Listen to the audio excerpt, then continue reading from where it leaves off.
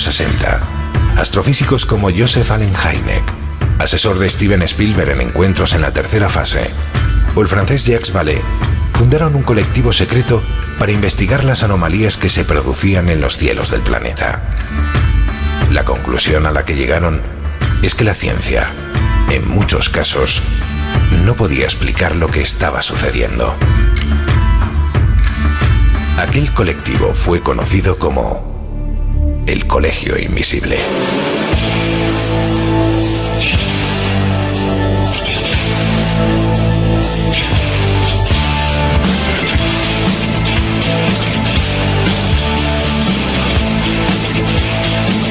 El Colegio Invisible, con Lorenzo Fernández Bueno y Laura Falcó en Onda Cero.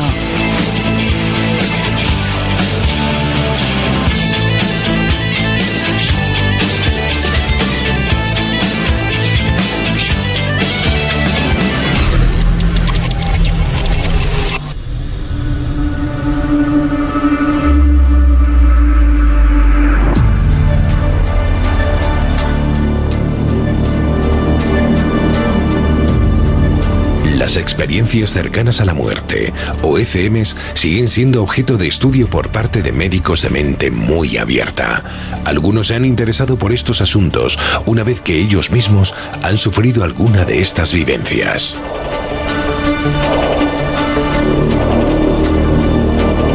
En el programa de hoy os vamos a contar en qué punto están las investigaciones más recientes, pero también vamos a descubrir, en voz de los psiquiatras que están atendiendo a los protagonistas de estos casos, que no todo responde a procesos químicos de nuestro cerebro en los instantes finales de la vida. ¿Es esa una de las pruebas de que realmente hay algo más? Iniciamos viaje.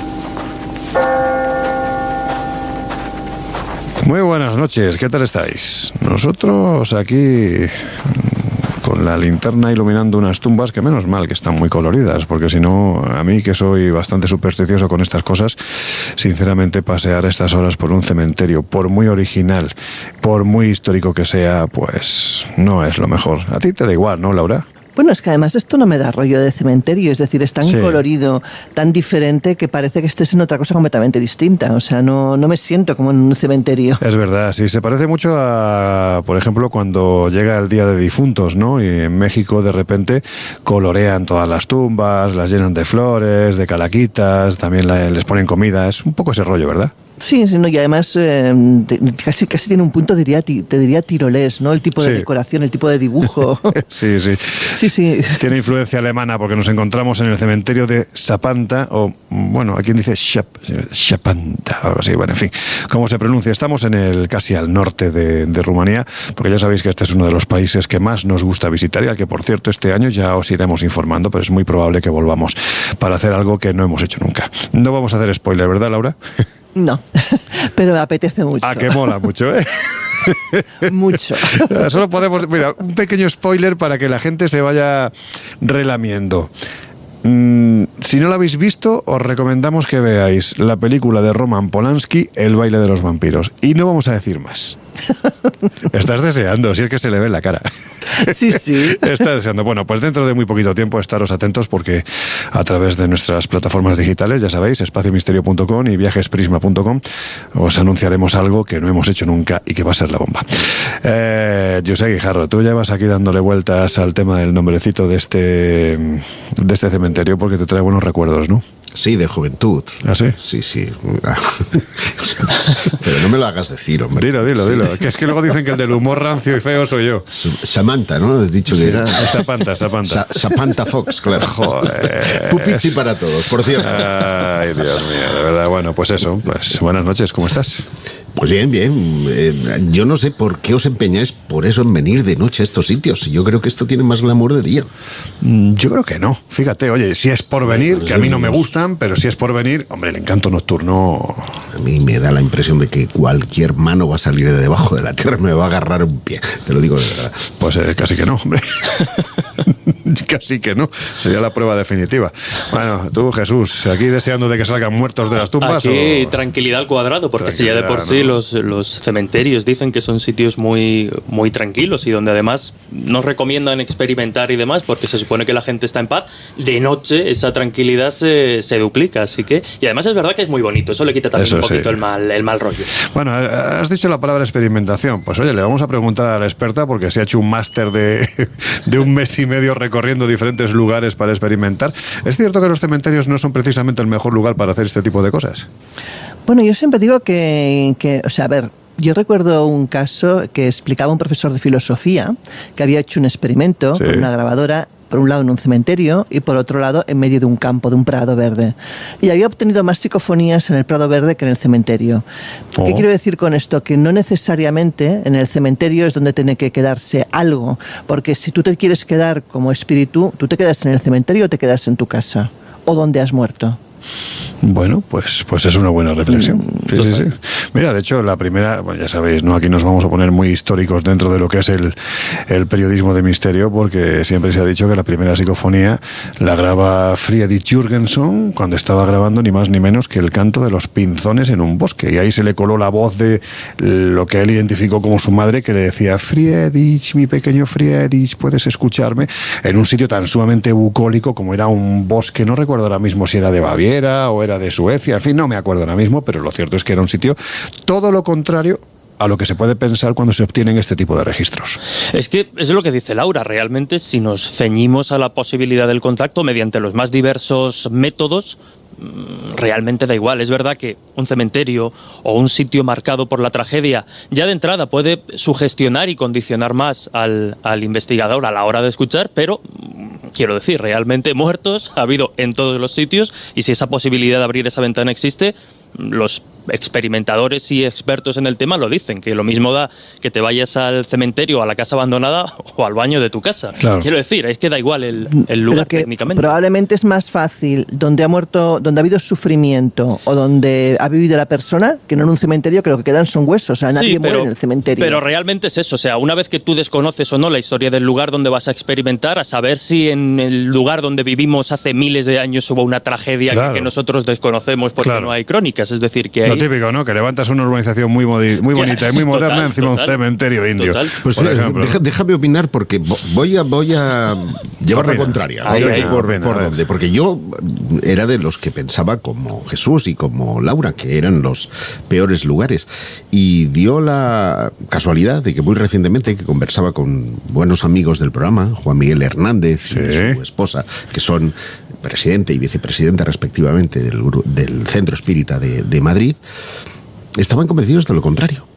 Y dije, pero bueno, si allí...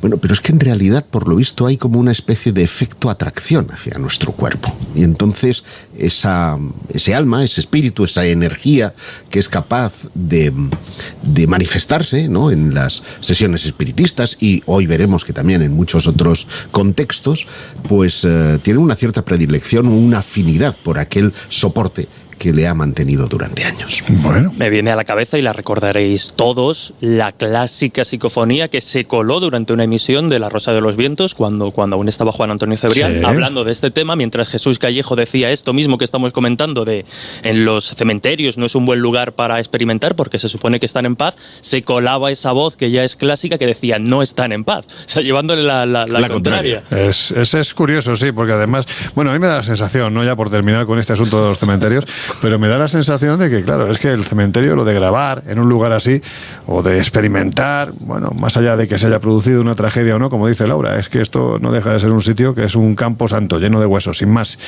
¿No responde esto más al morbo del experimentador que otra cosa? Claro, lo que es un tema más de sugestión. Sí, claro, te vas ahí, la sugestión es brutal. pero de ahí a que obtengas psicofonías va un mundo. Mira, acabas de dar con una clave que me gusta, porque claro, también es verdad que la sugestión lo que te genera es un estado alterado de conciencia. Y siempre se ha dicho que este tipo de fenómenos, digamos que hay mayor receptividad cuando se genera precisamente ese estado alterado de conciencia, bien sea de forma natural o bien sea, por ejemplo, pues como hacen los chamanes, ¿no? Consumiendo todo tipo de plantas sagradas. Bueno, también te digo, también ese estado alterado que se llama miedo en este caso, sí, claro, lo que puede ocasionar es que veas y sientas y pienses que has vivido experiencias que realmente no han pasado. Bueno, pues nos hemos venido a este cementerio porque vamos a hablar de algo que tiene que ver con quienes habitan lugares como estos, o por lo menos con quienes antes de llegar aquí, quién sabe si llegaron a experimentar esa sensación que yo creo que todo el ser humano, sea creyente o no, anhela, ¿no? Y es que haya algo más allá de esta vida. Experiencias cercanas a la muerte, porque hay que decir que además en los últimos años, en los últimos meses, casi semanas diría, se están realizando una serie de investigaciones dentro del ámbito aparentemente más científico. Ahora nos lo van a aclarar aquí especialmente Jesús Ortega, si es así. Bueno, pues están haciendo una serie de experimentos que van en esta línea y que podrían llegar a validar o no que este tipo de experiencias cercanas a la muerte son reales. ¿Vosotros qué pensáis? ¿Son reales? ¿No son reales? ¿Se producen? ¿No se producen? ¿Es pura química del cerebro? A ver, cuando incluso médicos han vivido ese tipo de experiencias, me remito por ejemplo al caso del que conocemos, Miguel Ángel Pertierra. Sí, el doctor Pertierra. Y ellos mismos, conociendo muy bien cómo funciona el cuerpo humano, te dice que hay parámetros y hay cosas que ocurren en ese estado que no pueden explicar desde la ciencia. Quiero pensar que es que hay algo más, que no es solamente una experiencia química, sino que algo en ese trance se desvincula del cuerpo y vive una experiencia que realmente es real y que va más allá de lo que la ciencia hoy en día es capaz de explicar. No, iba a decir que la cuestión no es si las experiencias cercanas a la muerte son reales o no, sino qué son. Es decir, la ciencia admite que estas visiones y estas experiencias se dan. De hecho, el último estudio científico, protagonizado por el doctor Sam Parnia... Que es un habitual de este tipo de investigaciones. Sí, no el único, pero sí es de los habituales. Ha involucrado este estudio a 567 hombres y mujeres y ha llegado a la conclusión de que 1 de cada 5 pacientes vive una experiencia cercana a la muerte. Otra cosa es... Se trata de un... Eso es mucho, es un 20%. Sí. Se trata de un...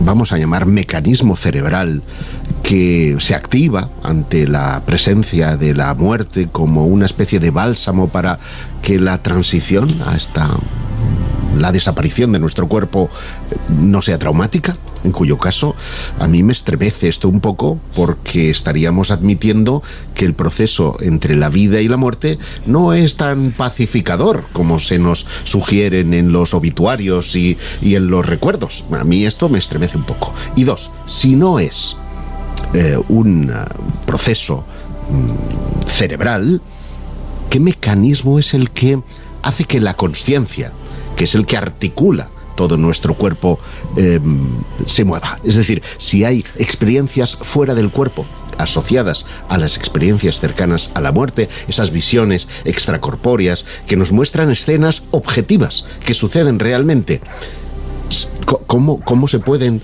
explicar? ¿Hay una física que va más allá de los cánones del modelo científico habitual? Esa yo creo que es la cuestión, más que plantear si se trata de real o no ese tipo de visiones. Pues estoy muy de acuerdo con lo que comenta Josep. Uy, aquí está pasando algo. Pero es verdad, es que yo creo que es innegable. Pasa un poco, y fíjate el salto que voy a dar, como con el fenómeno OVNI. Obviamente hay avistamientos. Otra cosa es lo que haya detrás de muchos de esos. Pues en el caso de las ECM es lo mismo. Existen, las experiencias están protagonizadas y han sido vividas por miles, decenas de miles de personas a lo largo de los siglos. Otra cuestión es, efectivamente, la interpretación que esa persona le da y qué es lo que provoca la experiencia cercana a la muerte. Si es algo que se nos escapa y nos da algún indicio de que la conciencia sobrevive a la muerte, o por el contrario es un mecanismo cerebral. De hecho, al hilo de estos experimentos, recuerdo que precisamente, ya lo citábamos, al doctor Miguel Ángel Pertierra, él se sometió a una serie de pruebas de electroencefalograma para ver precisamente qué áreas del cerebro se activaban cuando él recordaba su experiencia cercana a la muerte. Y se comprobó que ese relato el cerebro lo recupera no como una fantasía, no como un sueño, sino que activa las zonas del cerebro de un recuerdo real. Por lo tanto, esa experiencia la persona la vive y la procesa como algo que ha sucedido. Sí que es cierto, y yo siempre lo digo, que dentro del ámbito de lo paranormal, de lo misterioso, para mí el campo de las experiencias cercanas a la muerte o las experiencias al final de la vida, que estarían muy, muy juntas, probablemente sea de los más interesantes, porque ha conseguido salir quizá del ámbito más pues de estudiosos, ¿no?, a nivel general, y dar el salto directamente al campo eminentemente científico y médico. Luego es cierto que a mí hay algo que me rechina mucho, y lo iremos comentando, y es verdad que si solo nos quedamos con determinados factores de la ECM, como puede ser esa sensación extracorporal, esa audición de conversaciones en un estado en el que no debería haber conciencia, quizá podríamos incluso cerrar el expediente, entre comillas, y atribuirlo al fenómeno cerebral. Pero hay muchos casos en los que ya no solo es una experiencia fuera del cuerpo y una sensación, sino que de repente, yo recuerdo el caso de un médico del Hospital de Toledo, Fernando Marcos, que describía una experiencia, él hizo un estudio al respecto, describió una experiencia de cómo un paciente en el quirófano había visto unas tijeras con el mango de oro encima de un armario de 2 o 3 metros, un armario muy alto, desde el que no se podía ver de forma natural, y efectivamente cuando fueron a comprobar, las tijeras estaban ahí. Cuando ya tenemos esos aportes de información que parece que por los sentidos convencionales uno no podría explicar, ahí es donde ya empieza a entrar un poco la duda. Claro, porque evidentemente tiene ojos la consciencia.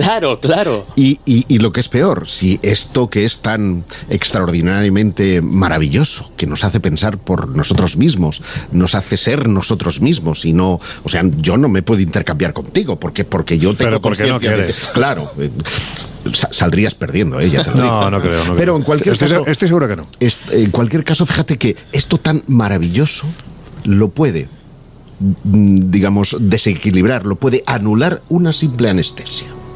A uno le anestesian y deja de tener consciencia, deja de soñar, de vivir, de sentir por sí mismo, de sentirse una única persona. Eso es la consciencia. Por lo tanto, qué extraño mecanismo.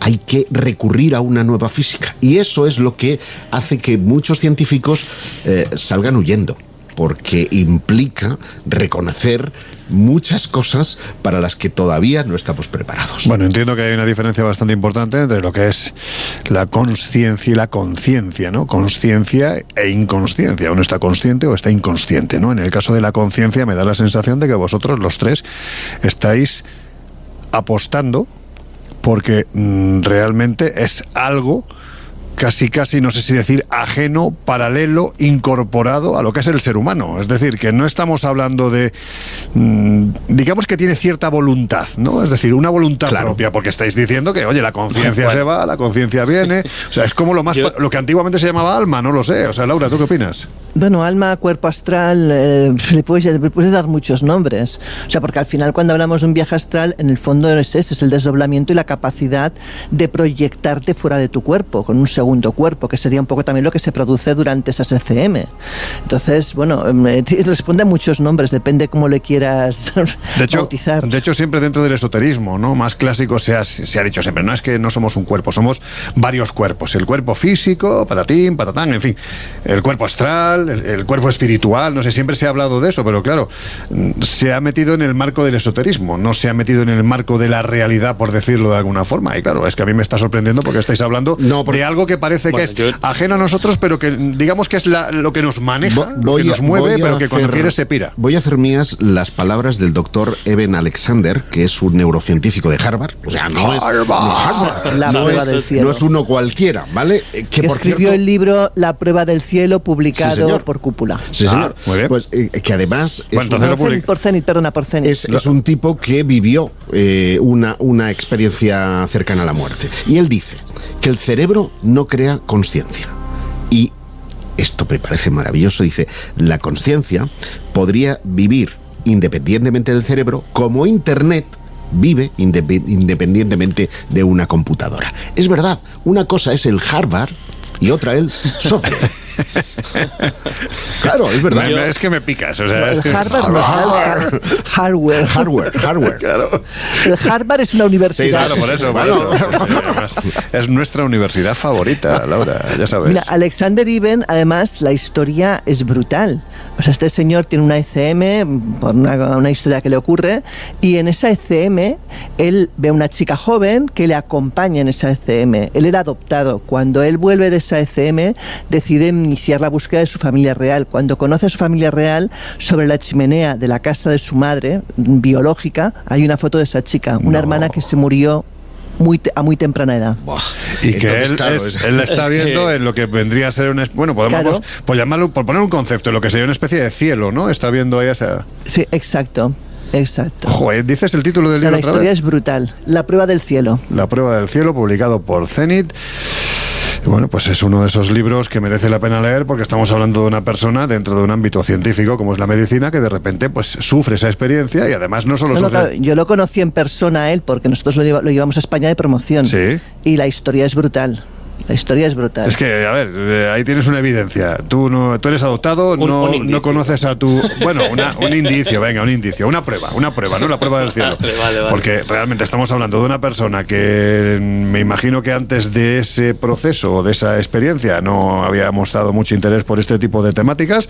Ninguna. Y de repente, siendo una persona adoptada, busca a su familia biológica y descubre la fotografía con la niña. A mí me parece un poquito más que un indicio, ¿eh, Jesús? Bueno, a ver, no es... Que se lo puede haber inventado, pero... No tiene necesariamente por qué inventárselo, y lo que voy a comentar ahora no tiene que ser obviamente una respuesta a esa experiencia, pero es verdad que al procesarla a posteriori, es decir, al ver a esa chica en la experiencia y luego contrastarla o confirmarla con esa imagen que ve tiempo, no sé si años, pero bueno, tiempo después, sí que podría ser, hay que tener en cuenta, y lo vamos a comentar en los próximos minutos, que quien protagoniza una de estas experiencias, al margen de la realidad que demuestren o no, le cambia la vida para siempre, y es un impacto emocional increíble en quien la protagoniza. Por tanto, a lo mejor este médico, efectivamente tuvo esa experiencia, vio a esta chica, y después ya un poco, después de haber investigado y demás, a lo mejor lo que hizo fue encajar esa foto que después vio un poco en el perfil que él había visto. No hay manera de contrastar que efectivamente esa visión en el túnel sea 100% la chica que vio. Pero quería comentar una cosa al hilo de lo que estábamos hablando de la conciencia, y por llevar un poco el contrapunto, yo creo que, y estaremos de acuerdo todos, que probablemente el enigma de la conciencia, si es un producto del cerebro o no lo es una de las grandes cuestiones científicas que ahora mismo hay por resolver, y que desde luego puede ser el descubrimiento de este siglo si se llega a saber. Pero igual que efectivamente hay investigadores, hay neurólogos y hay especialistas que defienden en base a sus experimentos que la conciencia es no local, hay otros que sin embargo todavía a lo mejor, no sé si decir son más conservadores, clásicos, sí. Por ejemplo, un buen amigo de este programa como es Manuel Martín Loeches, catedrático de psicobiología de la Complutense, él defiende la posibilidad, o a día de hoy, en base a los datos que maneja cierto sector de la comunidad científica, que aunque suene triste y le quite mucha emoción y mucha intriga, la conciencia sería un producto químico del cerebro, y él pone un ejemplo muy gráfico. Es decir, sería la conciencia, sería como el ruido de un motor o el humo de una locomotora, es decir, una consecuencia casi natural de que nuestro cerebro a nivel químico y fisiológico funcione y esté activo. Mira, precisamente en la línea de lo que estás apuntando, como ves, no me estoy retratando, estoy dando información de un lado y de otro. Y ahora me voy a poner en información de tu lado. En 2013 se lleva a cabo un experimento con ratones. Pobres ratones, Claro, tú dices, porque estamos hablando de conciencia y ratones.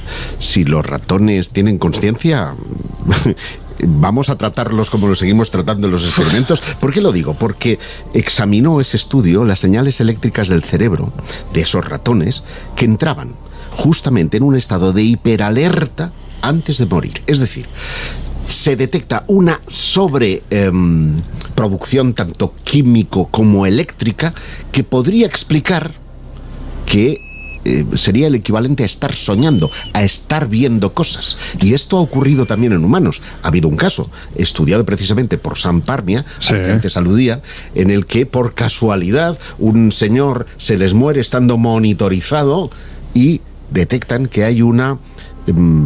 digamos que primero el titular podría ser entre 20 y 72 segundos antes de morir nosotros somos conscientes de que vamos a morir. Y además se pone en marcha toda una serie de procesos electroquímicos en nuestro cerebro que equivalen a estar soñando. Esto podría explicar, según el señor Parmia, ese estallido de haber visto tu vida de una forma súper rápida. Interesante esto, ¿eh? ¿Sabes? Es que normalmente damos por hecho Fíjate una cosa, en esa línea, fíjate una cosa, hay un animal, en este caso los gatos, saben perfectamente cuándo van a morir y minutos antes de ir a morir se separan de todo el mundo porque no quieren hacer sufrir a la gente que quieren. No me Algo que hacen y se también van a los morir elefantes. a un rincón apartado de la casa. Oye, muy curioso, qué mal esa rollo de todas conciencia de la formas. Me muerte. imagino que a partir de cierta edad, claro, estás persiguiendo al gato para que no se vaya.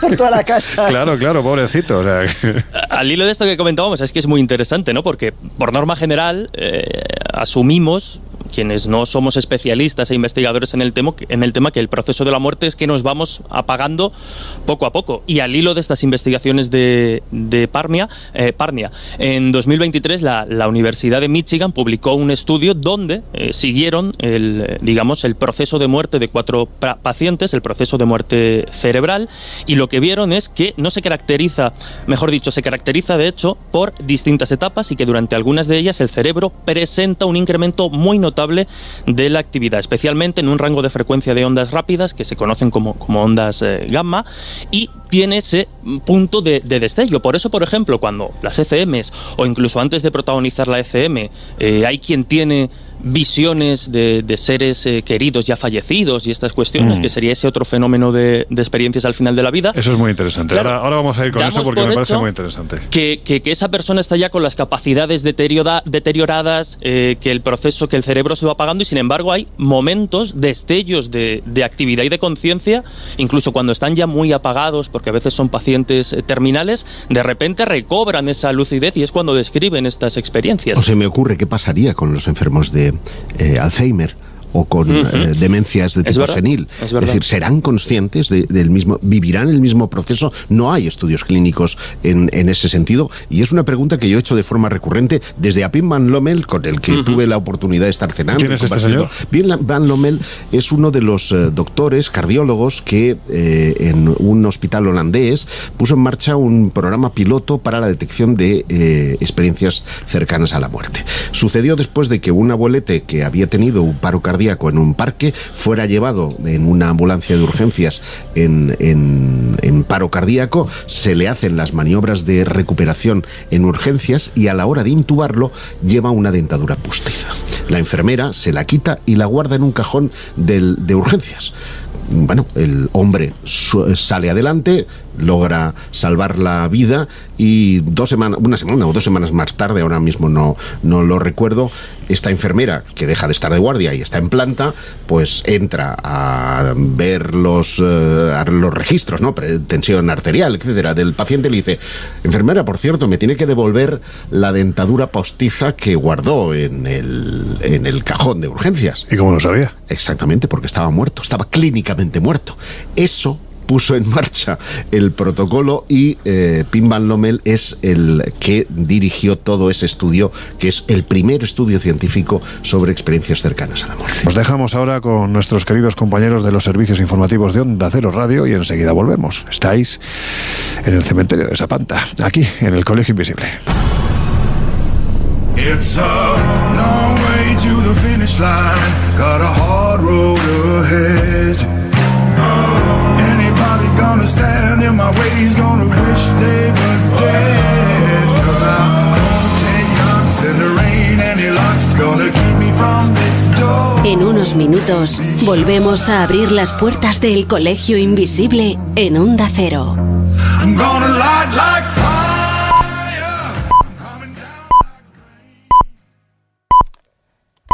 Son las 2, es la 1 en Canarias.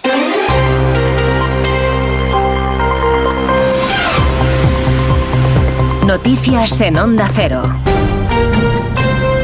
¿Qué tal? Buenas noches. Las fuertes lluvias mantienen en alerta a parte de Castilla-La Mancha y sobre todo a la Comunidad de Madrid. En esta última, los servicios de movilidad han cortado en la última hora el ramal de conexión entre la M30 y la M40 a la altura del kilómetro 25. El caudal del Manzanares se ha multiplicado por 15 y se pide evitar desplazamientos innecesarios cerca de este río y del Jarama. La Universidad Complutense y la Autónoma de Madrid han cancelado las clases para este viernes a modo de prevención, mientras continúa el aviso amarillo por lluvias. También en Toledo y Albacete esta madrugada está activo este aviso y lo estará a lo largo de la mañana del viernes en Guadalajara. Además, este jueves efectivos de la UME se han puesto en marcha para construir un dique de contención en el Hospital Nacional de Parapléjicos en Toledo para evitar daños ante un eventual desbordamiento del río Tajo.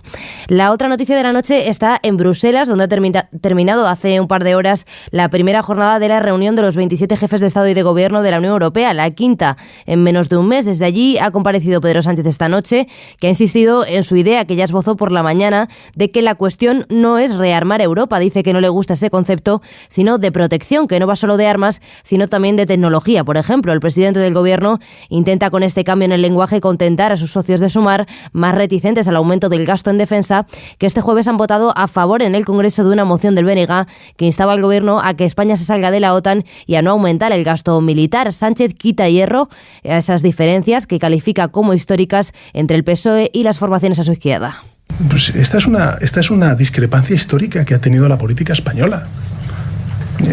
Lo ha tenido el Partido Comunista al principio de la democracia, lo tuvo Izquierda Unida con el referéndum de la OTAN, lo tuvo también Podemos, lo tiene ahora Sumar. Bueno, son discrepancias que hay de manera tradicional, histórica, en la política española. La postura de Sánchez sobre el rearme, alineada con la de la italiana Giorgia Meloni en este caso, contrasta con la de los países del este más cercanos geográficamente a Rusia, que han mostrado este jueves en el Consejo la urgencia de que Europa tenga una industria de defensa fuerte y autónoma. Con la excepción, una vez más, de Hungría, los socios europeos se han mostrado, entre otras cosas, a favor de aumentar las sanciones a Rusia. Vamos a Bruselas con nuestro enviado especial, Pablo Sánchez Olmos. Las conclusiones finales de este Consejo Europeo no han cumplido con las altas expectativas que se habían marcado los líderes a su inicio. Tras casi 11 horas de reunión a puerta cerrada, la cita ha concluido sin compromisos concretos en relación a Ucrania.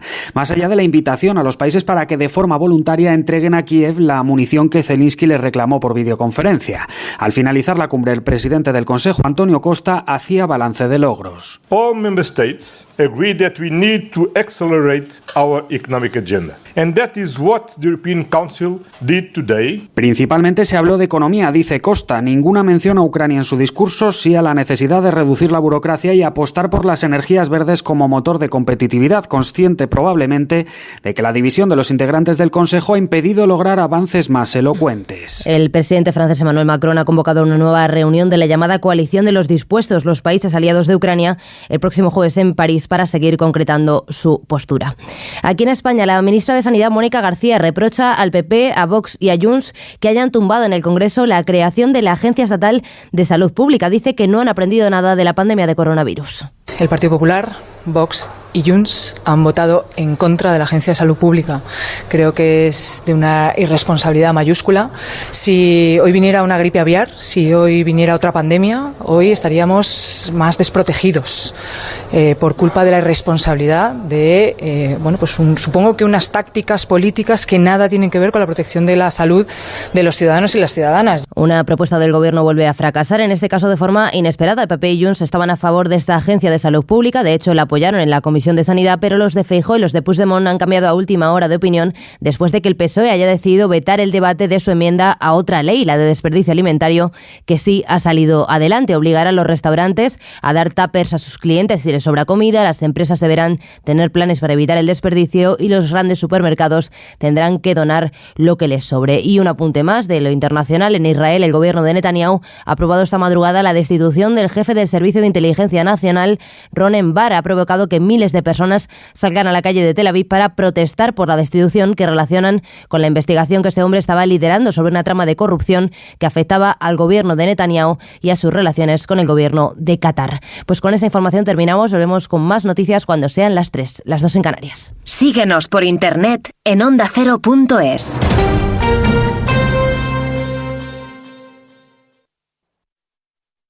Es la 1 de la mañana. Te acabas de terminar el último capítulo del libro que te ha tenido enganchado noche tras noche. Y te preguntas, ¿y ahora qué? Si hay expertos en llenar vacíos culturales, estos son Rubén Amón, Sergio del Molino, Rosa Belmonte, Guillermo Altares e Isabel Vázquez. Bienvenido al mayor club de lectura, cine, series y música. La Cultureta Gran Reserva. Cada viernes a la 1:30 de la madrugada. Y siempre que quieras en la web y en la app. Onda Cero, tu radio. Elefante en la habitación. Dicho que alude a un riesgo obvio que nadie quiere discutir. En Más de Uno somos de discutirlo casi todo y de asumir riesgos. Elefante en la habitación. Expresión metafórica que hace referencia a una verdad evidente o a un asunto espinoso que prefiere ignorarse. Nosotros no tenemos miedo a llamar al elefante por su nombre. En Más de Uno tenemos un compromiso con la claridad y con el rigor, aunque la realidad sea incómoda. Escucha Más de Uno con Carlos Alsina. Todas las mañanas, de lunes a viernes, y siempre que quieras, en la web y en la app. Onda Cero, tu radio.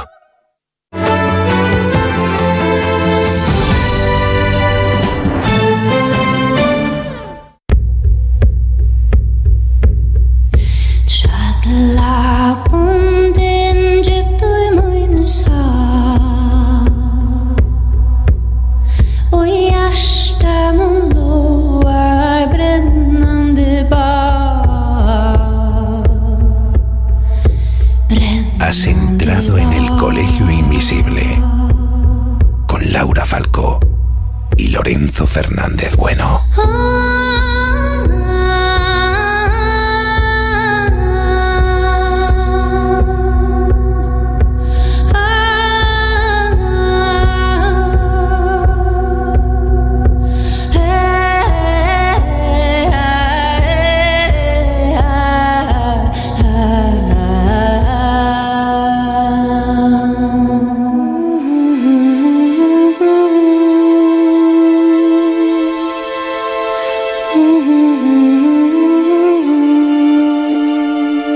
Bueno, pues ya estamos de vuelta. Si te acabas de incorporar al Colegio Invisible de hoy, que sepas que te estamos hablando desde un cementerio precioso, el cementerio de Chapanta o algo así se llama, aquí en Rumanía. Estamos al norte casi al norte del país, centro-norte, porque estamos tocando un tema que yo creo que a todo el mundo le interesa: las experiencias cercanas a la muerte y la posibilidad de que más allá de esta vida haya algo.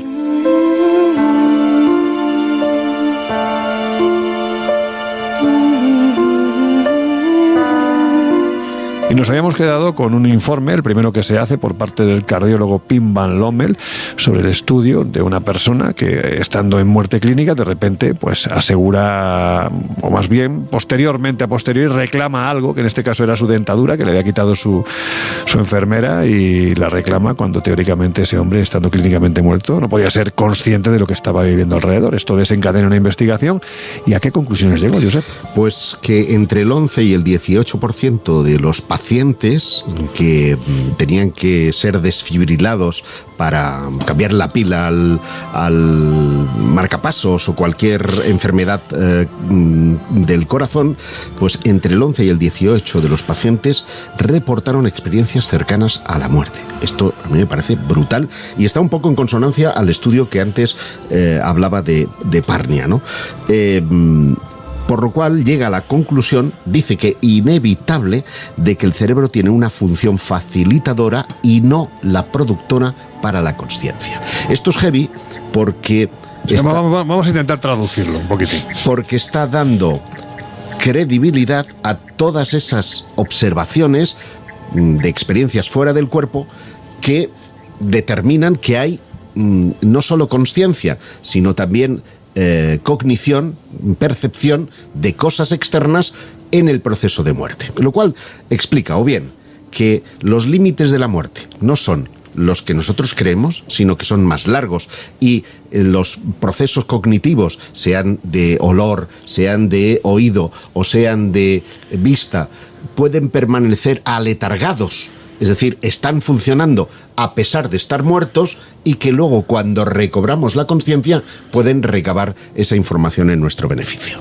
Es interesante porque, precisamente al hilo de estos estudios científicos que comentábamos y que estamos comentando, citábamos el de 2023 de la Universidad de Michigan, y hablábamos de cómo, durante ese proceso de la muerte, que por cierto aquí no es un tema que haya estudiado o preparado mucho para esta ocasión, pero también es interesante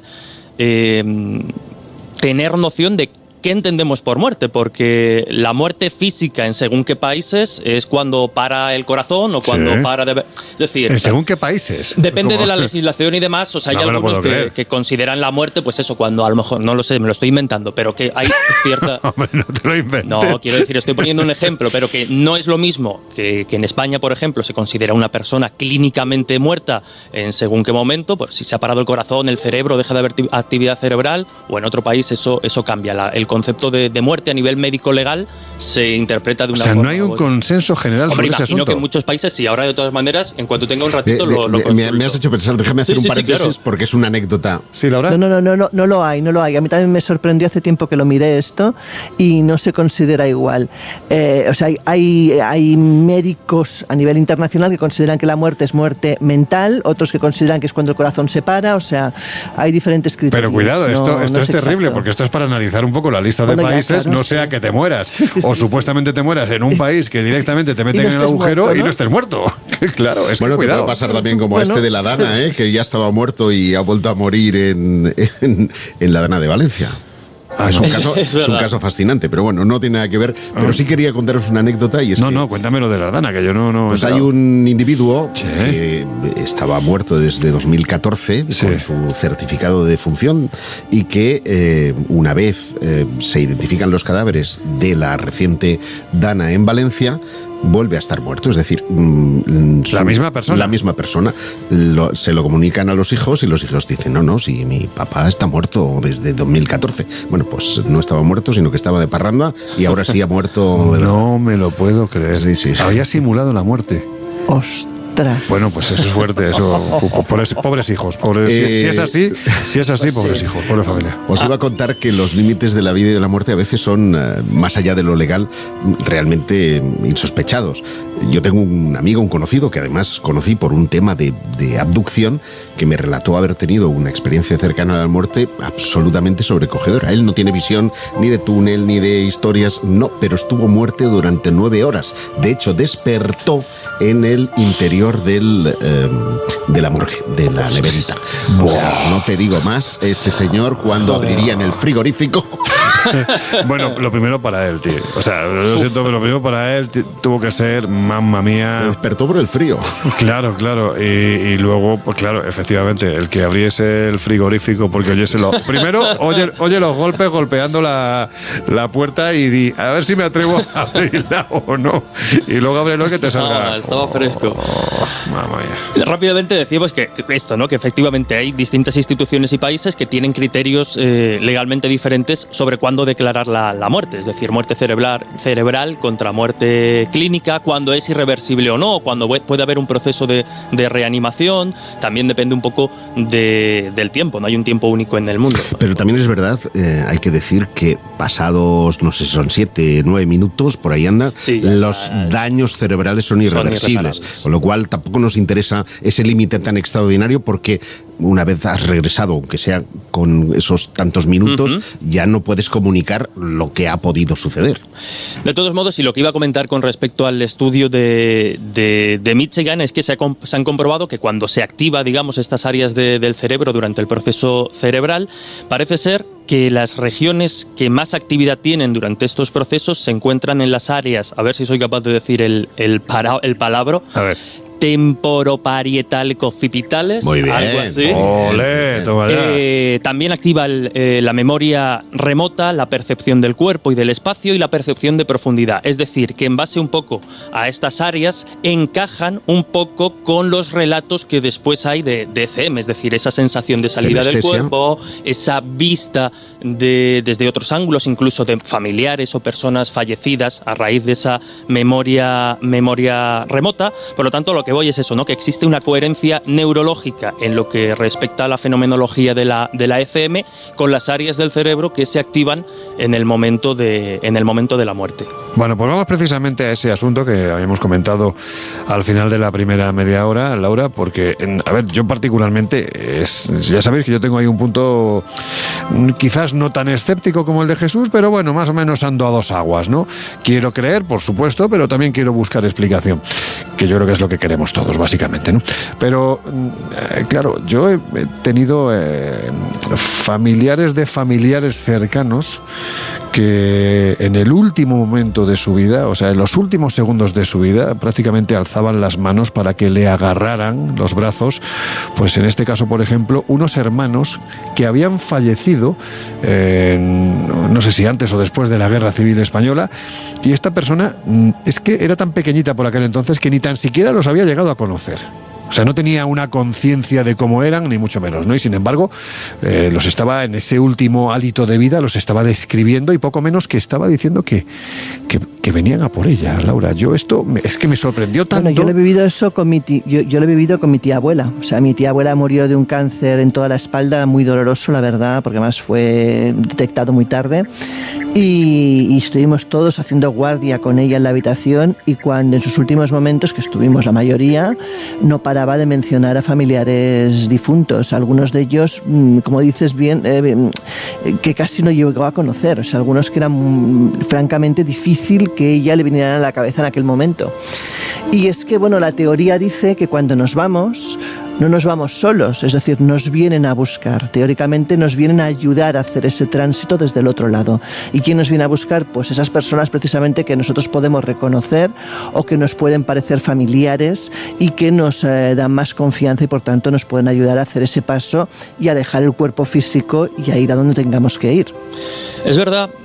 Estas experiencias, por hacer la diferenciación, serían esas experiencias al final de la vida que antes comentábamos, porque no hay una muerte clínica, sino que el paciente antes de morir, en esas horas, días e incluso semanas previas a la muerte, tiene este tipo de visiones protagonizadas por familiares, por amigos fallecidos, incluso por mascotas, pues una mascota que estaba muy unida, y en función, y esto es interesante, en función de la zona, también en lugar esas figuras familiares se pueden sustituir por deidades o seres religiosos y espirituales. Esto, por ejemplo, en varios estudios que se han hecho, por ejemplo en India, se ve como los niños huérfanos que cuando ya crecen y se enfrentan a la muerte, es decir, que no tienen quizá una referencia directa de familiares cercanos y directos, pues digamos que esa imagen se sustituye, como no tienes, lo digo así a lo bestia, ¿no? Como no tienes a nadie un poco en ese entorno familiar al que ver, se sustituye un poco por la imagen de determinadas figuras religiosas.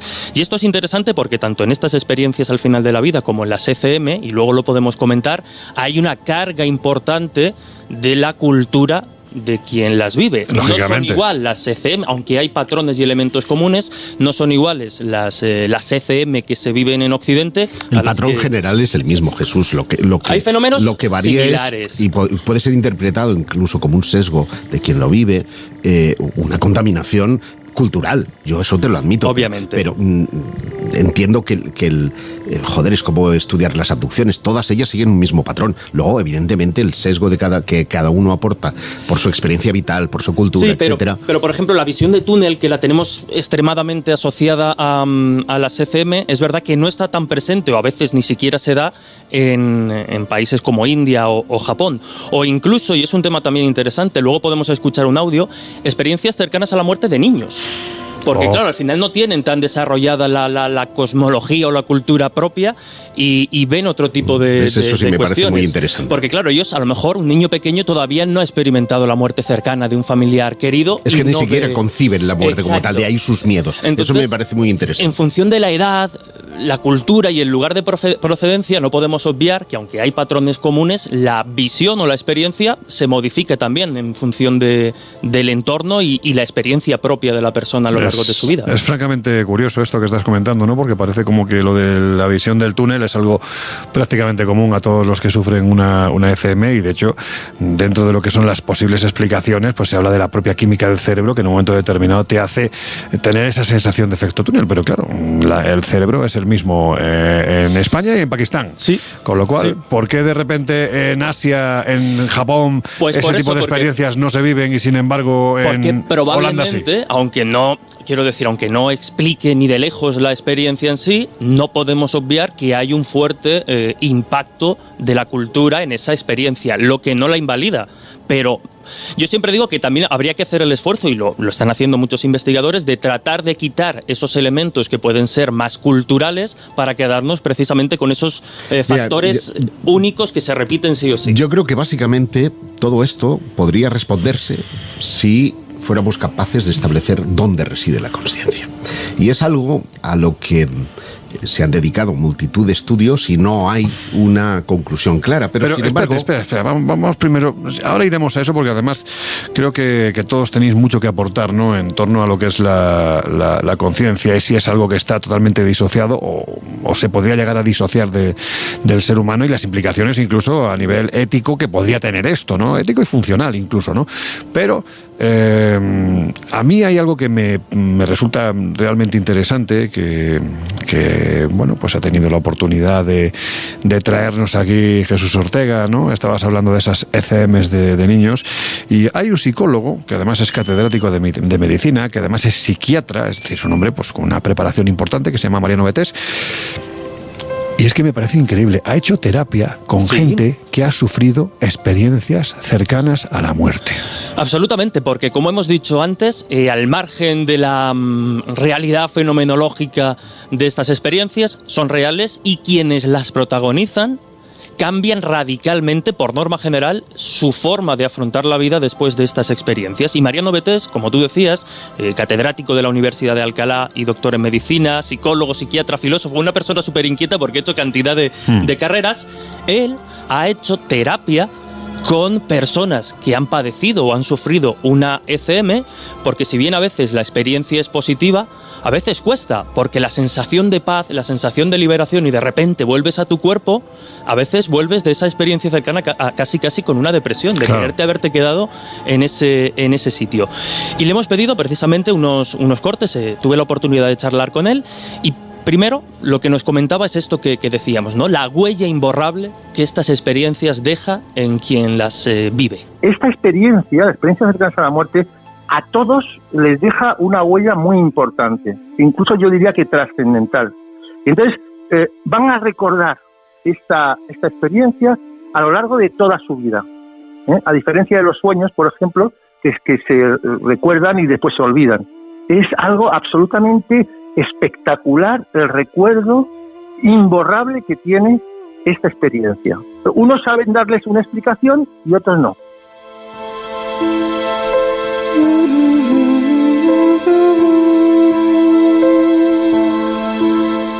También le preguntamos precisamente a Mariano Betés esto que acabábamos de comentar, ¿no? De cómo las diferencias culturales y de edad condicionan la experiencia y lo difícil que es muchas veces también narrar eso que se nos escapa, que es casi inenarrable. Y esto es lo que nos comentaba Mariano Betés. Sí, hay diferencias, sobre todo porque la experiencia cercana a la muerte es una experiencia que es imposible de explicar con palabras. Y entonces lo que hace la persona, niño o adulto, es traducir a través de su cerebro todo aquello que ha percibido. Y esa traducción depende del cerebro que tenga la persona. De tal forma que si es un niño, pues muchas veces utilizará un lenguaje infantil. Si es una persona mayor, pues un lenguaje dependiendo también un poco de su cultura. Si es una persona religiosa, pensará que esa figura que ha aparecido pues puede ser la Virgen o puede ser, y si es budista, exactamente lo mismo. Quiero decir que el problema es la transcripción de la experiencia, que es absolutamente imposible de traducir, en un cerebro que tiene muy poca capacidad de comprensión. Y entonces siempre nos aparecen diferencias en función de la cultura, en función de las características. Pero es verdad que en esencia viene a ser lo mismo.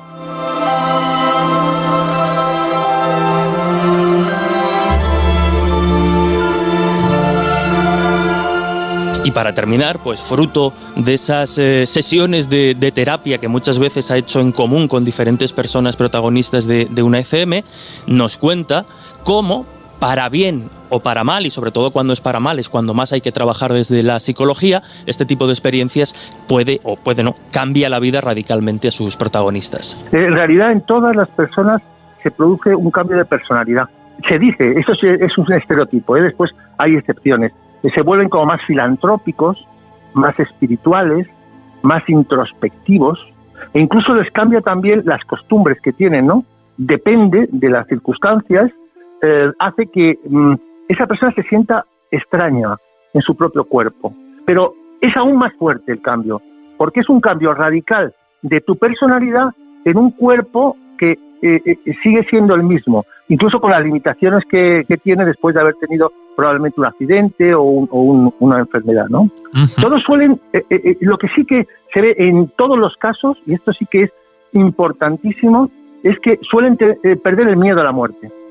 Es decir, que cuando se les habla de la muerte, lo ven como algo que ya conocen, y en consecuencia no les produce ese terror, porque el miedo es algo que está dentro de la incertidumbre. Ellos cuando les habla de la muerte dicen, ya la conozco. Entonces dejan de tener ese miedo. Siguen teniendo miedo al dolor, eso sí, pero ellos saben que si son bien tratados, cuando lleguen al momento final, pues van a poder revivir esa escena que ya han visto anteriormente y se les ha quedado a mitad de la película, ¿no? Que es lo que ellos quieren terminar de ver. Para unos la experiencia es positiva, es decir, es una ocasión maravillosa de integrar esta experiencia en su vida posterior.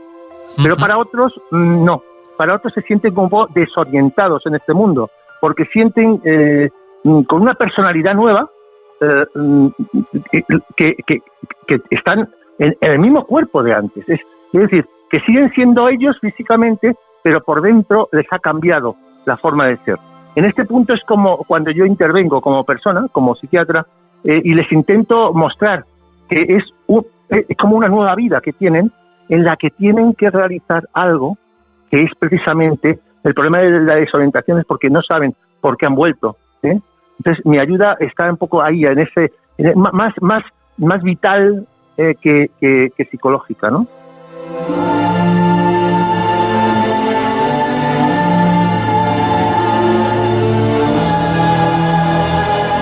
No digo que no nos olvidemos que no todas las ECM son positivas, que hay algunas que son diabólicas, o sea, donde se ven en una especie de infierno virtual, por decirlo de alguna manera, con torturas y de todo. O sea, ojito, ¿eh? Claro, yo es una cosa que quería preguntaros, sobre todo a ti, Laura, que eres en el mejor de los sentidos la más esotérica, ¿no? Porque es la que más te gusta la parapsicología y tal. Claro, es que lo que comentaba Mariano Betés, ¿no? En este último corte, es que es imposible que uno no vuelva de una experiencia así sin que le deje un poco tocado, ¿no? Bueno, o sea, si tú tienes una creencia ciega ya en esto previa, igual pues es diferente. Pero si eres una persona, imagínate que esto le pasa a Jesús Ortega. Vamos, al día siguiente lo tenemos que llevar a terapia. No será. Claro, lo tenemos que llevar a terapia, te quiero decir. Claro, te imagínate una persona súper escéptica, súper racional, y que de repente le pasa eso. Claro, tiene dos opciones, o pensar que ha tenido una alucinación, o si cree realmente en lo que le ha ocurrido, cambia absolutamente su forma de ver la vida. Y eso tiene implicaciones en todo, en el comportamiento futuro, en su apreciación de qué significa lo que hace en la vida y qué consecuencias puede tener, mil cosas. Ver, yo en este caso es el único en el que estoy seguro de que no existen los escépticos.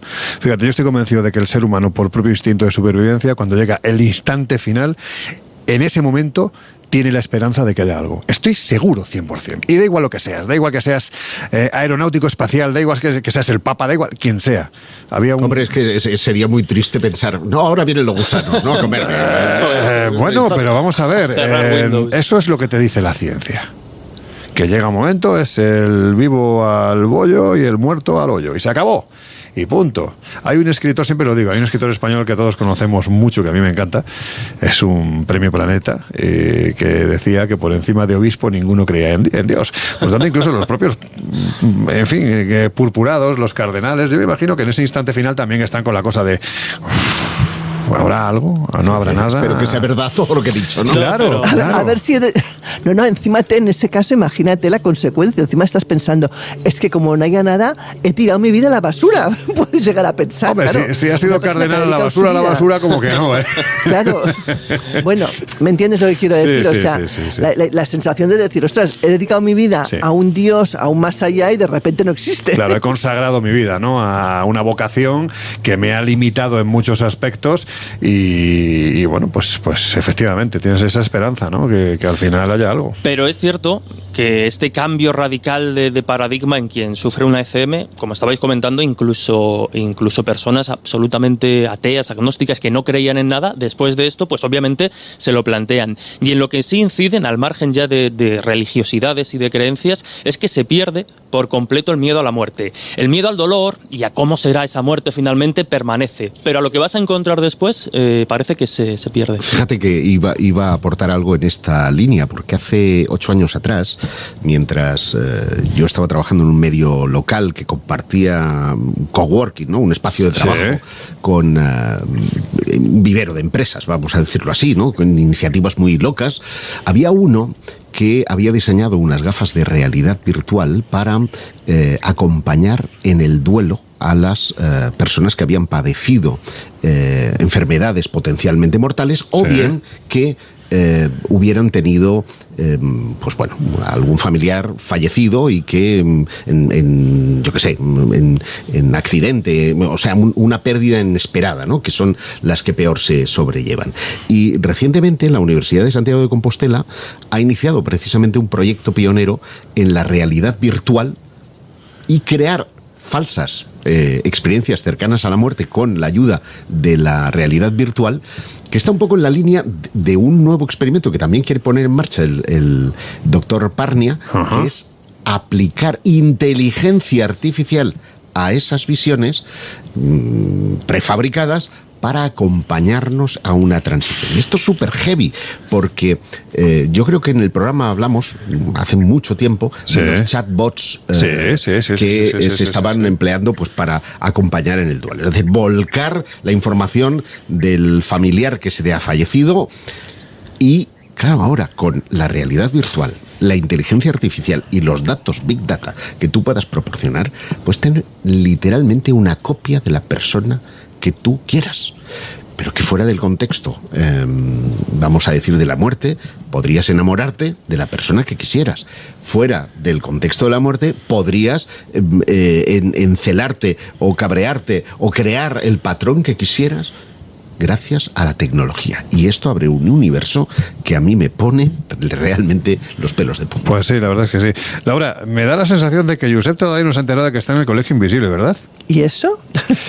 Pues porque aquí conseguimos cosas que a veces no se consiguen en otros sitios. El hombre que ha hecho o que está llevando a cabo esta experimentación se llama David Gobaski y Jesús Ortega, tenemos su voz, ¿no?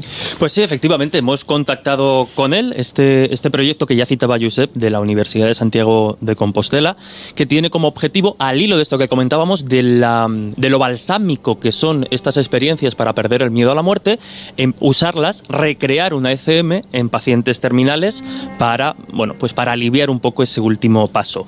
Este investigador, que de hecho es físico, ha hecho también un máster en religiosidad y en creencias y mezcla un poco de esos dos intereses, es por lo que se ha metido en este proyecto que lleva por título Numadelic y que se va a desarrollar en los próximos 3 años para generar esas ECMs mediante realidad virtual. Y es curioso porque él mismo tuvo una ECM en 2006, en un accidente en las montañas, cayó de casi 30 metros y tuvo una experiencia cercana a la muerte, y a partir de ahí pues empezó a interesarse en estas cuestiones. Y efectivamente, hemos contactado con él para que nos cuente un poco más cuál es la idea de este proyecto. La idea de este proyecto es para usar la tecnología de realidad virtual para desarrollar experiencias que pueden estar utilizadas en contextos clínicos, por ejemplo, para ayudar gente que han recibido un diagnóstico terminal y que están sufriendo de ansiedad y depresión de este diagnóstico.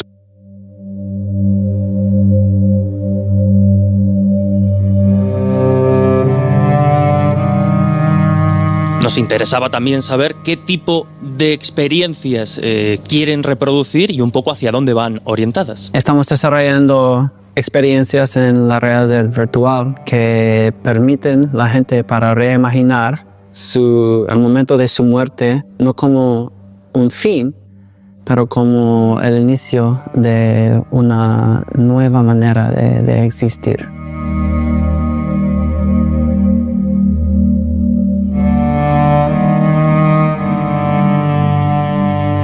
Y para terminar, como esto es algo inminente, pues ¿cuándo tienen objetivo de empezar ya a trabajar, de echar a andar con este proyecto y un poco las expectativas que manejan al respecto? En marzo vamos a empezar para iniciar ensayos con pacientes aquí en el Hospital Universitario aquí en Santiago de Compostela, trabajando con el Departamento de Oncología.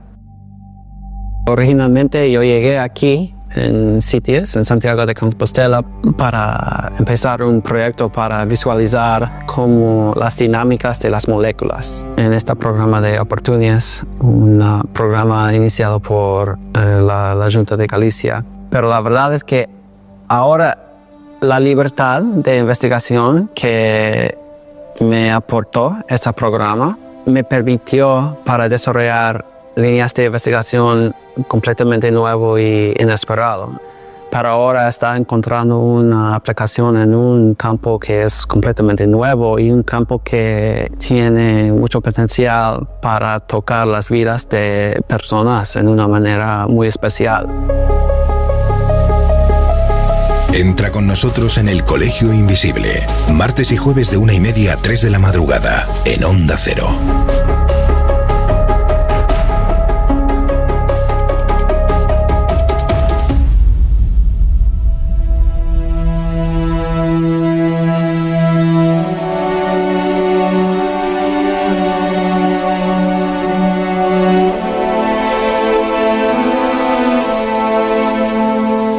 Pues me hace una pasada que es que la ciencia se está abriendo a investigar este tipo de asuntos.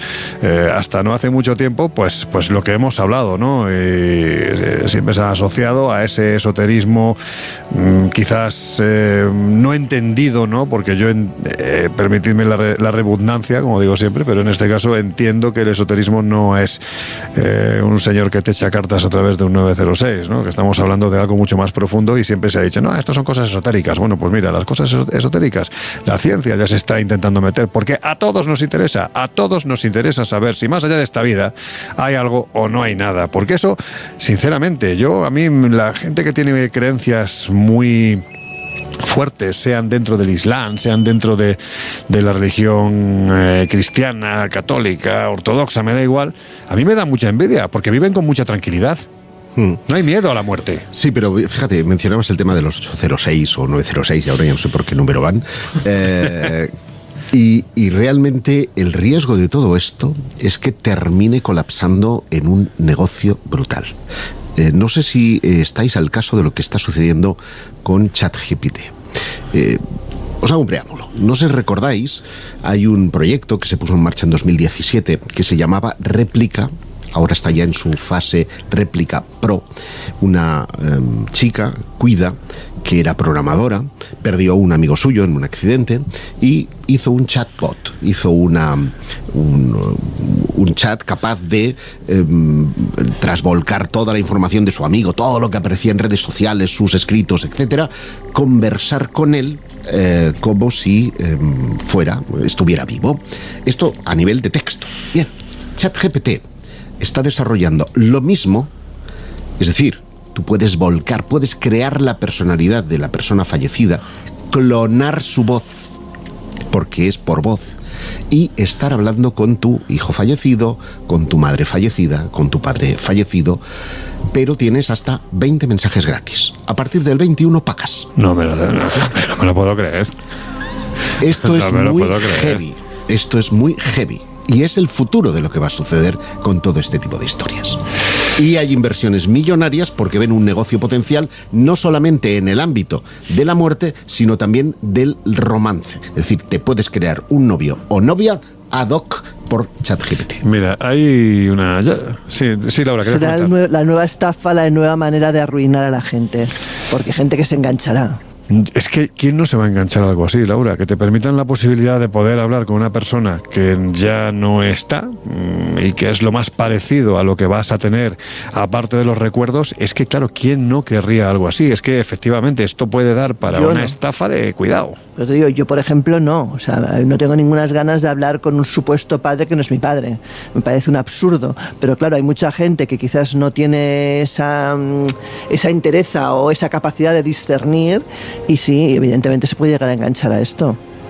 Igual que hay gente que se ha enamorado de ellos y envían millones al extranjero, claro, es que estamos en las mismas. Bueno, sí, estamos hablando de emociones y al final las emociones a veces no son controlables. Mirad, me lo habéis puesto a huevo para que recordemos qué fue lo que pasó hace unos meses en uno de los programas más... En fin, es el programa más visto de la televisión, que está dentro de este grupo de A3 Media, que se llama El Hormiguero, y donde hicieron una experimentación en la que había una serie de personas que se prestaron a, mediante inteligencia artificial, se recreó la voz de familiares fallecidos. Había una serie de, grabaciones previas que se habían dado para que la inteligencia artificial se acercase lo máximo posible, y las reacciones eran brutales. Si os parece, la escuchamos. Tenía muchas ganas de venir. ¿Por qué? Pues porque pienso que esto es un homenaje a mi yaya. Lo siento así. Vi un anuncio en Instagram que pedíais documentos acerca de un familiar fallecido y envié un audio de voz y estamos aquí pues por él. Mi abuelo falleció hace año y medio y quiero rendirle homenaje porque aguantó hasta el final y falleció pues el día después de mi boda. Y yo conservaba un audio de mi yaya y decidí mandarlo. Y pues quería ver qué hacíais con él, la verdad. Hemos usado el audio que nos enviasteis y lo hemos clonado a través de inteligencia artificial para que podáis hablar con vuestro ser querido. Wow. ¿Queréis participar? Sí, claro. Sí, claro. Anda, claro. Sí. Porque la echo mucho de menos. Quiero volver a escucharla, quiero hablar con ella. ¿Preparada? Sí. ¿Cómo estás, Alba? Soy tu yaya. ¿Cuánto tiempo, verdad? Mucho. Mucho tiempo. ¿Cómo estás, Mila? ¿Ves? Bien, mamá, muy bien. Echándote de menos, pero muy bien. Erika, hola. Hace mucho que no hablamos. ¿Cómo estás? ¿Me has echado de menos? Mucho. Joder, es total. Sí, sí. Es él, sí. Bueno, no es él. Hace mucho que no hablamos. ¿Cómo estáis? Qué fuerte. ¿Se parece a su voz? Sí. ¿Qué te parece esto de la inteligencia artificial, hija? Súper chulo. Si es para hablar contigo, súper chulo. Estoy aquí hablando contigo a través de la inteligencia artificial. Es la primera vez que la pruebo. Eso me lo podría haber dicho él y seguramente si él pudiera ahora estaría con su móvil en vez de mirando el tiempo haciendo pruebas, seguro. Qué ganas tenía de hablar con vosotros. Contadme qué cosas os han ocurrido desde que ya no estoy. Uf, pues una muy bonita. ¿Que vas a ser abuela otra vez?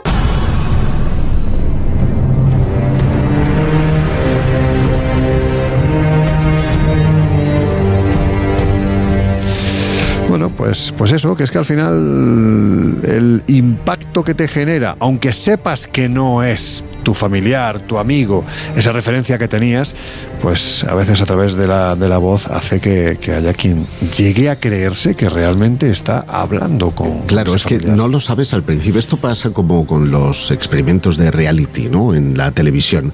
En los primeros días tú eres muy consciente de que hay cámaras que te están mirando por todas partes. Sí, pero al séptimo día has olvidado las cámaras y tú llegas a un estado de confusión mental absoluto. Ahora ponte en un familiar, en una madre devastada por la pérdida de su hijo, que vive a lo mejor en soledad porque es separada, divorciada o viuda y que al abrigo de la posibilidad que la tecnología le facilita, establece un contacto. Que esto además puede ir más allá, ahora es solamente la voz, pero seguro que, como veíamos en El hormiguero, puedes meterle las gafas de realidad virtual y estar conversando cara a cara con tu propio hijo. Tú al final tienes un enganche de lo que quieras, y si te piden 20.000 millones vas a dar, si los tienes, los vas a dar, porque tus emociones son libres. Claro. Eso es lo único que nos quedan.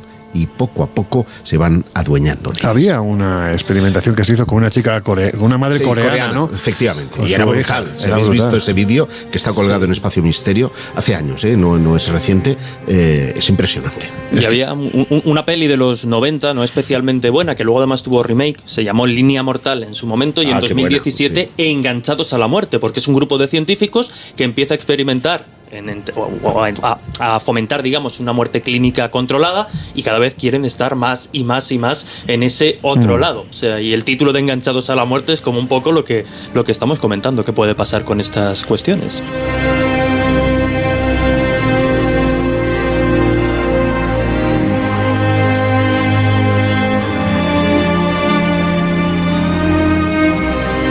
A ver, Jesús, vamos a terminar con un asunto que me parece muy interesante, muy interesante, porque esto de las ECMs parece que es una cosa que se ha puesto de moda en los últimos años, ¿no?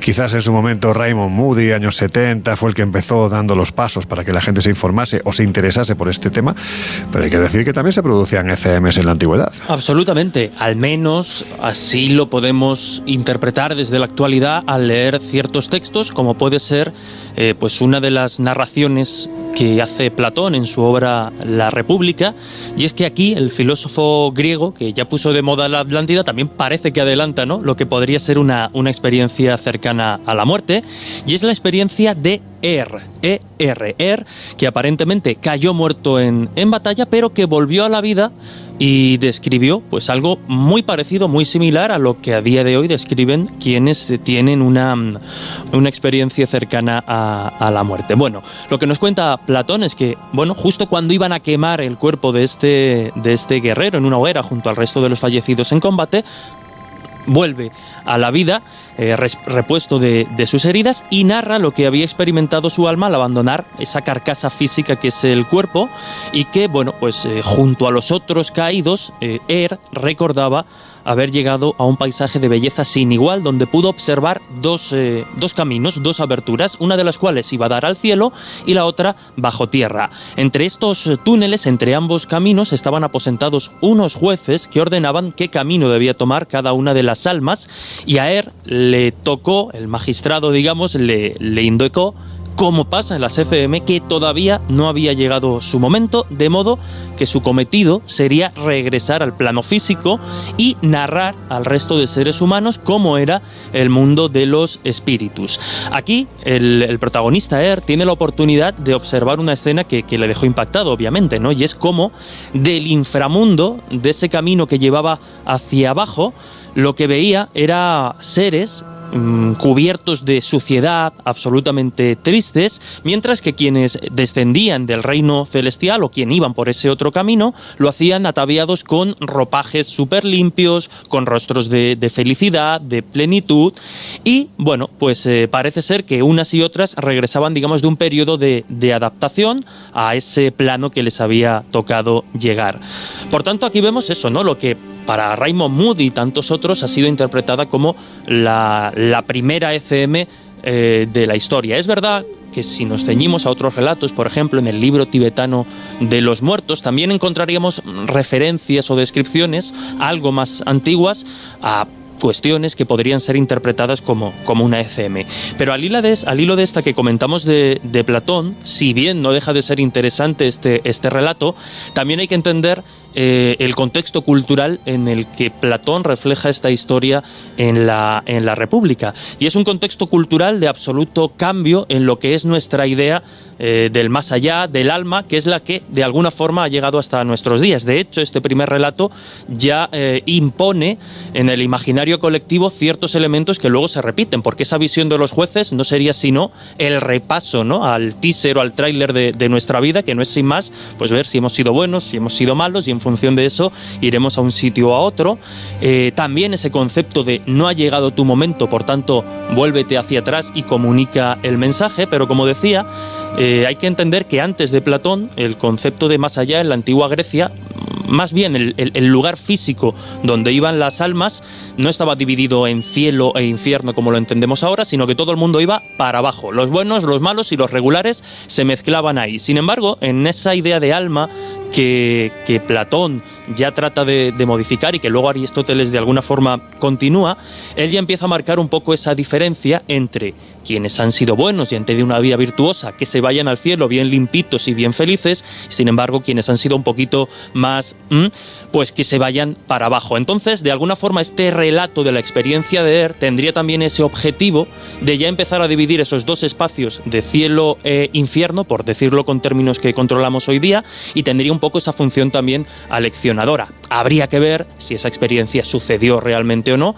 y de qué forma, pero en base al relato ya vemos que experiencias muy similares las encontramos hace muchos siglos. ¿Y por parte del pensamiento crítico, esta historia es tan mítica como la Atlántida? ¿O? Bueno, ya te digo que desde el pensamiento crítico atendería a la razón de tratar un poco de inculcar y asentar esa nueva idea, vamos a decirlo así, de más allá. Yo sí quería añadir algo porque estaba escuchando a Jesús yo sé que tenemos que irnos. Y me ha recordado a la conferencia que va a dar, porque es el título también de su libro, Lluís Pastor, en la jornada que tenemos de Enigmas Históricos, que es ese patrón de comunicación con el más allá detectado a lo largo de la historia, desde la antigua Grecia y hasta la Edad Media, que se rige por un mismo patrón. Por eso lo ha titulado El patrón del más allá. Porque hay un patrón. Bueno, pues con esta propuesta, que por cierto se celebrará el próximo 29 de marzo, nos vamos a las conclusiones y ahora os contamos unas cuantas cositas más.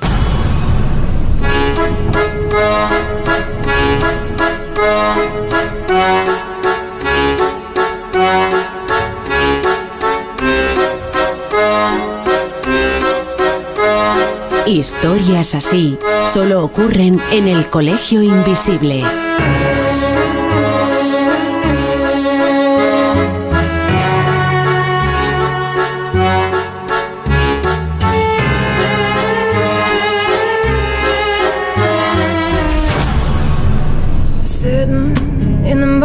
Sun, I'll be sitting till the evening comes, watching the ships roll in, and I'll watch them roll away again. Bueno, que estamos ya en las conclusiones. Empezamos por Laura, seguimos por Josep y terminamos con Jesús.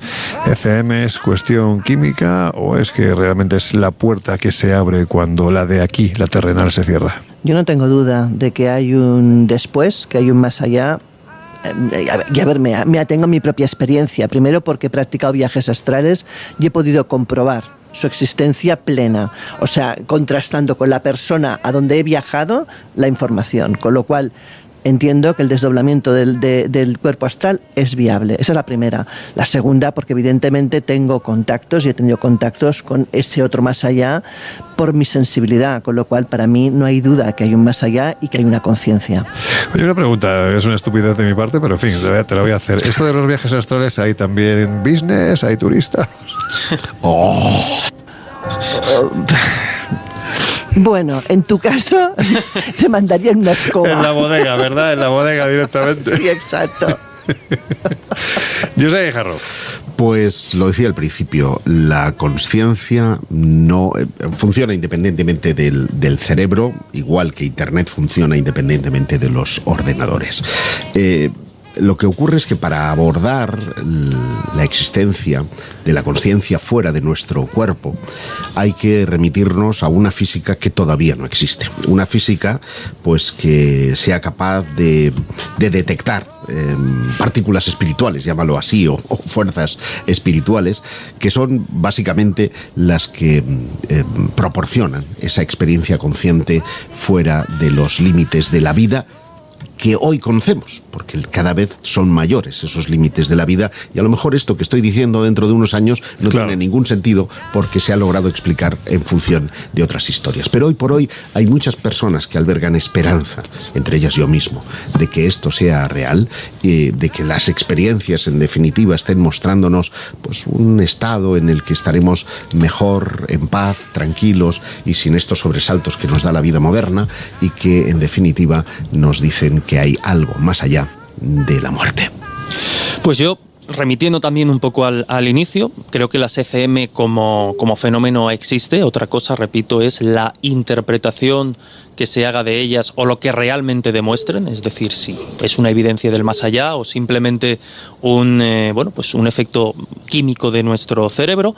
Lo que no quiere decir, y creo que es importante, que son un objeto de estudio muy interesante en el que además los investigadores, tanto escépticos como quizá más allá, insisten, es que hay que investigar. ¿Por qué? Por lo que hemos comentado, porque su función balsámica y terapéutica para el final de nuestra vida, al margen de creencias, está ahí, tiene una utilidad y además nos permite indagar en esa última frontera.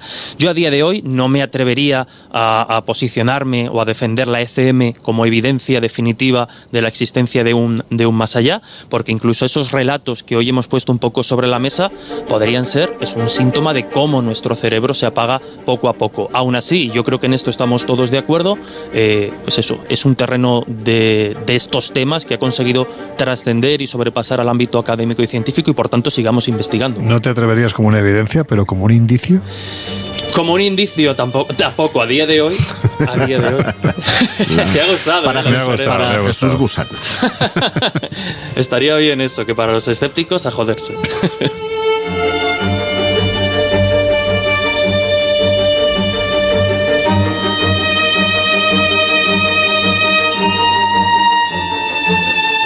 Bueno, Josep, que hemos comentado que el próximo día 29 de marzo va a haber gente como Lluís Pastor, va a haber gente como Juanjo Sánchez Oro, también estará, entre otros, David Botello, que es una pasada cómo divulga este hombre todo lo que tiene que ver con la historia. Es uno de los eventos que tenemos preparados, pero vamos. Efectivamente, el 29 de marzo tenemos esa jornada de enigmas históricos, a la que siguen ya un montón de viajes interesantísimos. Por ejemplo, del 12 al 19 de abril, Laura Falcó viaja a Sicilia. Sicilia.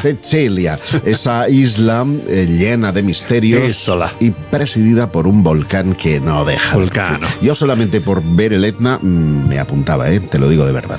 Y si está allá ni te cuento, o sea, si erupciona puede ser la bomba. Perdona, está en constante. Que os pille lejos, eso sí, pero... Eso sí. Del 25 de mayo al 2 de junio, atención, porque esto es novedad, Göbekli Tepe. Toma ya. Regresamos a Turquía, además en un viaje algo más ampliado, porque incluye localidades como Mardin, Urfa, creo recordar, también subimos a la tumba de Antíoco II. Sí, exactamente. El segundo primero. Yo creo que es el primero, ¿eh? No me pilles. Sí, en Enrut yo creo que es el primero, sí. Pues subimos a Enrut, que esto lo pueden localizar muy fácilmente. Tumba, que por cierto está ahí y no ha sido excavada. No se ha podido sacar. Es algo maravilloso y como no, el plato fuerte van a ser la visita a esos dos yacimientos que reescriben la historia. Viajamos al kilómetro cero de la civilización, Göbekli y Karahan Tepe. Pues estas son algunas de las cosas, otras las iremos desvelando en el futuro, que ya están disponibles en viajesprisma.com y en espaciomisterio.com. Y mientras vais de viajes, en metro para ir al Coloso, para ver este evento del día 29 de marzo, o para ir a Sicilia, a los diferentes viajes que estamos realizando, pues también tenéis las historias del año cero, que cuentan cosas muy interesantes.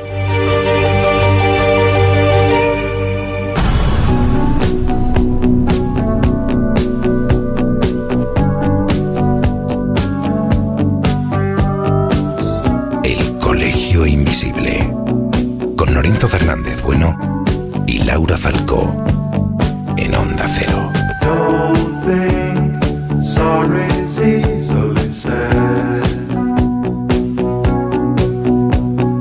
Don't try turning tables instead. Bueno, chicos, que hemos llegado al final. La verdad es que ha sido un programa en el que se nos han quedado, como siempre, muchas cosas fuera, pero es que creo que ha sido tremendamente interesante para todos. Aquí da igual que se sea escéptico, más, menos, o que se sea believer, más o menos. Da igual. Porque, como decía el gran doctor Fernando Jiménez del Oso en una de esas introducciones a uno de esos reportajes que hizo a lo largo de su vida, todos, absolutamente todos, tenemos una cita ineludible con la muerte. Y eso es así. Laura Falcó, que nos oímos dentro de unos días, el martes, en la otra crónica de la actualidad, con la otra banda, que vaya tela. Sí, pues nada, hasta muy prontito. José Guijarro, nuestro particular capitán Pescanova, que como siempre digo, atraviesa las procelosas aguas del conocimiento. Pues un placer. Pues me voy al mar, ¿qué vamos a hacer? Hasta la próxima semana. Jesús Ortega, el señor Dragón, Dragón Invisible, los viernes de 12 a 1, ya sabéis. Y además también le ha dado por hacer de Damian en La Semilla del Diablo en Castilla-La Mancha. Muchas cosas, mucha oferta de contenido, de conocimiento, que también nos traes desde ese punto de vista sanamente escéptico. Pues ahí estaremos y aquí como siempre dentro de 7 días. Un abrazo. Un abrazo muy fuerte y a vosotros os dejamos ya en la compañía de nuestras queridas compañeras de No Son Horas. Regresamos dentro de unos días, el próximo martes, la otra crónica de la actualidad, ya sabéis, aquí en el Colegio Invisible. Hasta entonces, que seáis muy, pero que muy felices.